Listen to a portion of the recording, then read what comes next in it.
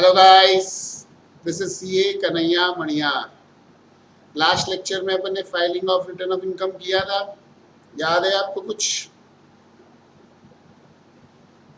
बरोबर। अच्छा, अभी filing of return of income के अंदर आपको मैंने स्टार्ट में बताया था कि जो अलग अलग सेक्शंस और प्रोविजंस दिए हैं चार्ट फॉर्म के अंदर, मैंने बताए थे रिटर्न फाइल करना कंपलसरी। मैंने आपको बोला था इस चैप्टर में 3 पार्ट है। फाइलिंग ऑफ रिटर्न यानी कि filing of return, assessment procedure and appeals and revision. जो पहला वाला पार्ट है फाइलिंग ऑफ रिटर्न, वो हम पहले कर रहे थे। असेसमेंट प्रोसीजर, जिसमें it is the work of assessing officer, जो एसएससी रिटर्न फाइल करता है उसके बाद चालू होता है। और लास्ट में अपील्स रिविजन, जहाँ पर SSC is not satisfied with the order passed by assessing officer, तो वो केस के अंदर वो अपील कर सकता है। अपील का भी एक ऑर्डर है जो हमको पता है पहले से। फिर उसके बाद में अपन ने देखा था कि जो फाइलिंग ऑफ रिटर्न है उसके अंदर सेक्शन 139 जो है रिटर्न फाइलिंग के लिए, उसमें सबसे पहले सब सेक्शन 1 है compulsory filing of return for company firm others के केस में if income exceeds maximum exemption limits. फिर उसके बाद उसके अंदर कुछ प्रोविजो दिए हुए थे। प्रोविजो 4 बोलता है कि कोई रेजिडेंट एंड ऑर्डिनरी रेजिडेंट है, इंडिया के बाहर कोई प्रॉपर्टी में उसका बेनिफिशियल ओनर है या वो बेनिफिशियरी है including financial interest in any entity, तो वो केस के अंदर वो इंडिया में रिटर्न फाइल करना कंपलसरी है। उसका प्रोविजन 5 में एक्सेप्शन दिया था कि इंडिविजुअल के केस में अगर वो बेनिफिशियल ओनर है, ऑलरेडी बेनिफिशियल ओनर बोल के वो पर्टिकुलर इनकम किसी आर एंड ओ आर के हाथ में टैक्स हो रही है और उसके बेस पे रिटर्न फाइल कर रहा है, तो वापस other person based on beneficiary will not be considered. फिर उसके बाद में मैंने आपको बताया था प्रोविजो 6, उसके अंदर मैंने आपको बोला था कि एग्जम्पशंस के पहले इनकम एक्सीड होती है इंडिविजुअल एचयूएफ यूपी बीवाई तो आर्टिफिशियल जुडिशियल पर्सन, तो वो केस में रिटर्न फाइल करना पड़ेगा। फिर 7 उसके अंदर अपने को करंट अकाउंट में 1 करोड़ से ज़्यादा का डिपॉजिट है और इलेक्ट्रिसिटी बिल है 1 लाख से ज़्यादा और फॉरेन ट्रायल का बिल है 2 लाख से ज़्यादा, तो वो केस के अंदर हमको रिटर्न फाइल करना कंपलसरी है। फिर उसके बाद 139(3) रिटर्न ऑफ लॉस, अगर कोई भी एसएससी को लॉस होता है रिटर्न फाइल करना पड़ेगा। उसको सेक्शन 80 के साथ रीड करते हैं तो पता चलता है अगर आप रिटर्न टाइम पे फाइल नहीं करोगे तो वो केस के अंदर आपको जो भी लॉस है वो कैरी फॉरवर्ड नहीं होगा। बराबर। अगर आपको लॉस कैरी फॉरवर्ड करना है तो रिटर्न टाइम पे फाइल करना पड़ेगा, पर इसके कुछ एक्सेप्शंस हैं। जैसे पहला हाउस प्रॉपर्टी का loss, it can be carried forward even though return is not been filed on time. फिर unabsorbed depreciation, unabsorbed capital expenditure on promoting family planning among employees, unabsorbed capital expenditure on scientific research. बराबर, ऐसा करके अपन ने देखा था। फिर उसके बाद में अगर हमने लेट रिटर्न फाइल किया है और हमारा लॉस है तो हम लोग चाहें तो अप्लाई कर सकते हैं फॉर डिले। हमने फाइल किया कॉन्डोलेंस के लिए हमको अप्लाई कर सकते हैं, उसका प्रोविजन सर्कुलर में सिमिलरली देके रखा है। फिर 139(4)(a for charitable religious trust, 139(4)(b for political party, 139(4)(c for specified institution जिसकी बहुत बड़ी लिस्ट थी। फिर 139(4)(b जो साइंटिफिक रिसर्च सोशल साइंस उनके लिए थी। फिर 139(4)(e for business trust, 4(f) for investment trust. ये सबको रिटर्न फाइल करना है in prescribe form, verified in prescribe manner, on और बिफोर ड्यू डेट स्पेसिफाइड। तो हमने ड्यू डेट देखा था। हमने देखा था कि कंपनी के केस में या पर्सन जिसकी ऑडिट कंपलसरी है उसके पार्टनर, वो केस के अंदर 31 अक्टूबर, पर उनकी रिपोर्ट जो रहेगी वो 30 सितंबर यानी 1 month prior to filing of return जानी चाहिए। फिर अगर वो जो इंटरनेशनल ट्रांजैक्शन वाला है उसके केस के अंदर 94(f) कुछ सेक्शन था, तो उसके केस के अंदर अगर रिटर्न फाइल करना है तो 30 नवंबर, बाकी एसएससी 31 जुलाई। अब इसमें ट्विस्ट आएगा वो बाद में देखेंगे। फिर उसके बाद में मैंने आपको बताया था कि जो प्रिस्क्राइब्ड वेरीफाइड प्रिस्क्राइब मैनर मतलब साइन करना पड़ेगा। तो आप फिजिकली साइन करते हैं तो उसमें अलग अलग मोड है, जैसे आजकल इलेक्ट्रॉनिकली वेरीफाई करते हैं वेरिफिकेशन कोड से, आधार से वेरिफिकेशन करते हैं, या फॉर्म भी साइन करके भेजना है।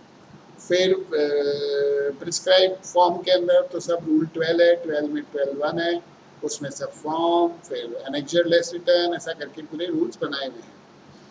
फिर उसके बाद में जो रिटर्न फाइल हो सकता है वो एसएससी खुद फाइल कर सकता है या कोई ऑथराइज्ड रिप्रेजेंटेटिव के थ्रू फाइल कर सकता है। ऑथराइज्ड रिप्रेजेंटेटिव जो रहेगा वो एसएससी के बिहाफ पे सब काम करेगा, इनकम टैक्स डिपार्टमेंट में डॉक्यूमेंट सब सबमिट करेगा, उसके रूल्स रेगुलेशन सब दिए हुए थे। रिटर्न फाइल जो होता है वो हम कैसे कर सकते हैं, फिजिकल पेपर फॉर्म में। अब आज की तारीख में खाली इंडिविजुअल एचयूएफ जिनको मैंडेटरी नहीं है रिटर्न फाइल करना वो कर सकते हैं, बाकी कोई नहीं। दूसरा आपको बताया था कि आप चाहो तो ऑनलाइन कर सकते हो और उसके अंदर आधार वेरिफिकेशन कोड से कर सकते हो, फिर डिजिटल सिग्नेचर से कर सकते हो, बराबर। फिर आप सबमिट करके अपलोड करके बाद में फॉर्म भी साइन करके भेज सकते हो, ऐसे कोई भी मोड से कर सकते हो। जैसे अभी पॉलिटिकल पार्टी है, कंपनी है, पार्टनरशिप फर्म है जिनकी ऑडिट कंपलसरी है, अदर एसएससी जिनकी ऑडिट कंपलसरी है, इन सब के केस में डिजिटल सिग्नेचर कंपलसरी है, बराबर। समझे? यहाँ तक पूरा मैंने आपको अच्छे से पढ़ाया था। कुछ याद है कि नहीं याद है आपको? अच्छा, अभी आओ आगे आगे पढ़ते हैं, ड्यू डेट के अंदर आते हैं अपन। ड्यू डेट में इंपॉर्टेंट पॉइंट एक लिख लेते हैं और हाँ हाँ अच्छा अच्छा, लेकिन आवाज आ रहा है आपको मेरा? Okay okay. अच्छा, उसके बाद में अपना क्या बोल रहा था मैं, हाँ अभी अपन जो ड्यू डेट लिखी थी उसमें अपने को इम्पॉर्टेंट पॉइंट एक लिखना है। फिर उसके बाद हम लोग एक बार नोट्स में से देख लेंगे कि जो अपन ने पढ़ा हो बरोबर है या नहीं। आप लोगों ने रीड किया? मैंने आपको रीड करने को बोला था।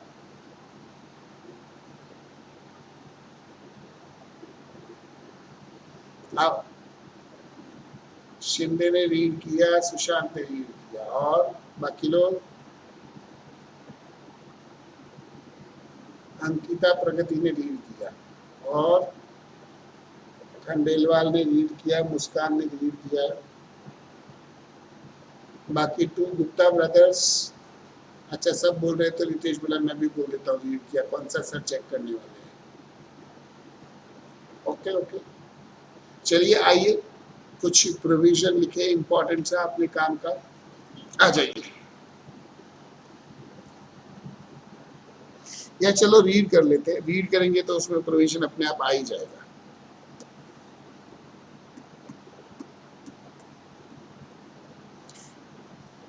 हाँ, submission of return of income section 139(1) requires that every person, being company firm, being a person other than company firm, if his total income of other person in respect of which he is assessable under Income Tax Act during previous year shall exceed maximum amount which is not chargeable to income tax, shall furnish return of income or income of such other person. Such return of income must be furnished on or before due date in the prescribed form, verified in the prescribed manner, set for other particular as may be prescribed. Compulsory filing of return in relation to asset located outside India. Fourth provision. In the case of resident person, but other than not ordinary resident, it is mandatory to furnish return of income. If, ये देखो यहाँ पे क्या लिखा है, but other than not ordinary, यानी कि कौन बचा? ऑर्डिनरी वाला। At any time during previous year holds as a beneficial owner or otherwise any asset, मतलब वो क्या होल्ड कर रहा है? एसेट होल्ड कर रहा है, मतलब उसके पास है, including financial interest in any entity located outside India or as a signing authority in account located outside India. यानी या तो उसके पास एसेट है या कोई एसेट आउटसाइड लोकेटेड है, ये कोई नंबर 1, ये नंबर 2, ये नंबर 3, ये number 2, is a beneficiary in any asset, including financial interest located outside India. For any person, may be individual or person of the individual, who satisfy the above two condition, furnishing of return has become mandatory, irrespective of fact whether person has taxable income or not. India में भले उसका income 0 रहे, उससे कोई फर्क नहीं पड़ता। Given Exceptions. Fifth provision. The above provisions shall not apply to individual being a beneficiary of any asset located outside India, where income, if any, arising from asset is included in total income of person referred to in above. मतलब वो beneficial owner के हाथ में already हो रहा है तो वापस यहाँ पे नहीं होगा. Beneficial owner in respect of asset means an individual who has provided directly or indirectly consideration for asset for the immediate or future benefit, direct or indirect, of himself or any other person. Beneficiary in respect of asset means an individual who derives benefit from the asset during the previous year and consideration for such asset has been provided by any person other than such person. उसको छोड़ के किसी और ने consideration provide की है. Sixth provision. Every person, individual, HUF, AOP, BY, artificial judicial, is required to submit his or her return of income if income without giving effect to provision of 54 B, D, ये देखो 54 की exemptions और chapter 6 से exceed maximum exemption not chargeable to tax. Seventh provision. Every person who is required to file return of income under section 139B, मतलब जो 139B में cover नहीं होता, इज रिक्वायर्ड टू फाइल अगर कोई भी कंडीशन फुलफिल हो गई, has deposited during previous year an amount और aggregate of amount exceeding 1 crore in one or more current account with the bank or cooperative bank, has incurred expenditure during previous year of amount or aggregate of amount exceeding 2 lakh for himself or any other person foreign travel, incur expenditure during previous year of amount or aggregate of amount exceeding 1 lakh towards consumption of electricity, such as a condition as may be fulfilled. ये अपन बाद में पढ़ने वाले, अभी अपन ने पढ़ा नहीं. Return of loss. If a person has sustained a loss under had profits and gain from business profession or under the head capital gains and claims that such loss or any part thereof should be carried forward under the section 72, 73, 3A, 4, 4A, that ये सब ना set of carry forward के sections हैं. Business, speculative business, capital gains, maintaining horse races, वो सब के sections थे ना, वो सब may furnish a return of loss within prescribed time prescribed under section 139(1), and all provision of act shall apply as if it were a return under section 139(1). As per 80, notwithstanding anything contained in chapter 6 and a set of carry forward, loss which has not been determined in pursuance of return filed in accordance in 139(3) shall not be allowed to be carried forward under section ये वाले same section. Thus, due to above, SSC cannot carry forward loss if return of income not filed on or before due date of furnishing return, but can set off loss in same year. अब आते हैं यहाँ पर power to condone delay in filing return of loss. Principal Commissioner vested with power of acceptance or rejection of delay application for claim of loss provided claim is not more than 10 lakhs in any assessment year. अब गौर करो, इन लोगों का power जो है वो 10 लाख तक का है. Principal Chief Commissioner vested with power of does not exceed 50 lakhs. More than 50 lakhs तो board consider करता है. No condonation application for claim of loss shall be entertained beyond 6 years from end of assessment year which application is made.